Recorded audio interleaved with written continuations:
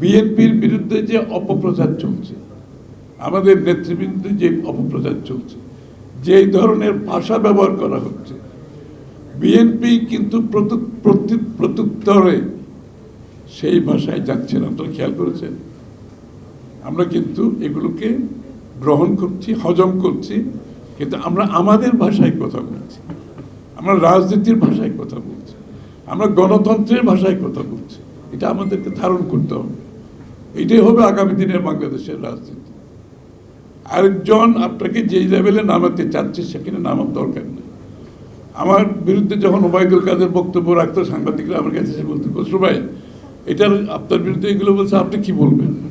আমি বলছি, শুনো, আমি যদি এটার উত্তর দিতে যাই, আমাকে যেখানে নামতে হবে আমি তো সেখানে নামবো না, আমি নামবো না সেখানে। সুতরাং আমার কোনো উত্তর নেই।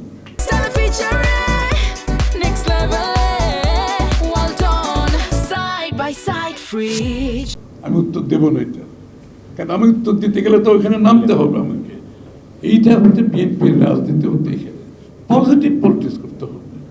এবং তারেক রহমান সাহেবের বক্তব্যের মধ্যে আপনারা দেখতে পাচ্ছেন একদম পজিটিভ পলিটিক্স। উনি কিন্তু কাউকে অ্যাটাক করে কোনো কথা বলছেন না, কোনো রকম সিরিয়াসলি ওইভাবে বিদ্রুপ করে কিংবা ক্রিটিসাইজ করে প্রতিহিংসার কোনো রেসপন্স ওনার মধ্যে নাই। এটা আমাদের সকলকে ফলো করতে হবে। এটাই বাংলাদেশের মানুষের প্রত্যাশা আগামী দিনের জন্য। আগামী দিনে বিএনপির চিন্তাটাকে আমরা সব খোলাখুলিভাবে করছি। শুধু পলিটিক্যাল রেটোরিক্সের মধ্যে থাকলে সেটা মানুষের কাছে গ্রহণযোগ্য আর হবে না। এখানে একটু ট্রাস্টের সমস্যা আছে, সত্যিকার অর্থে বলছে। এই জন্য জনগণ জানতে চাই আগামীর বাংলাদেশকে আপনারা কিভাবে দেখছেন, কি স্বপ্ন আমাদেরকে দেখাচ্ছে। স্বাস্থ্য খাতে আমরা বলেছি যে বিনামূল্যে প্রাথমিক চিকিৎসা প্রত্যেকটি নাগরিককে দেওয়া হবে, বিনামূল্যে। এবং তার সাথে সাথে তার আগের স্টেপ হচ্ছে যে প্রিভেন্টিভ হেলথ কেয়ার, যেটা যে রোগ প্রতিরোধ করার জন্য যে কেয়ারগুলো দরকার সেগুলো আমরা আমাদের পলিসিতে আনছি। এবং রোগে আক্রান্ত হলে প্রাথমিক চিকিৎসা বিনামূল্যে দেওয়ার ব্যবস্থা হচ্ছে। তার পরবর্তী স্টেজে, অর্থাৎ আপনি গ্রামে গঞ্জে বসে আপনার চিকিৎসা পাবেন, সেখানে আপনার চিকিৎসা উপস্থিত থাকতে হবে। এবং তারপর স্টেজে যদি আপনার না হয় তো আপনি শহরে যাবেন, ওখানে চিকিৎসার ব্যবস্থা থাকবে। তা না হলে ডিভিশন শহরে যাবে, তারপরে ঢাকায় যে আসতে হবে দরকার তো নেই। আমরা শিক্ষা ব্যবস্থায় আমরা পুরো বড় ধরনের পরিবর্তন আনতে যাচ্ছি। এবং শিক্ষা ব্যবস্থায় সাধারণ শিক্ষার সাথে আমরা কারিগরি শিক্ষাটা স্কুল থেকে শুরু করতে যাচ্ছি। কারণ স্কুল থেকে কারিগরি শিক্ষা না হলে ছেলে মেয়েদের মাথায় ঢুকে দেয় যে কারিগরি ব্যাপারটা, তাদের মাথায় ঢুকে দেয়। সবাই matric, IA, BA, MA, PhD করার দরকার নেই।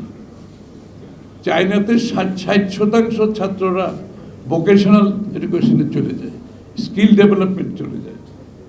এবং এইটাই হচ্ছে বড় শক্তি অর্থনীতির জন্য। আর যারা উপরের দিকে দেয় সেটা ভিন্ন ধরনের শক্তি। সুতরাং আমরা শিক্ষা ব্যবস্থায় বড় পরিবর্তন হচ্ছে। আমরা 1 কোটি কর্মসংস্থানের ওয়াদা করেছি 18 মাসে।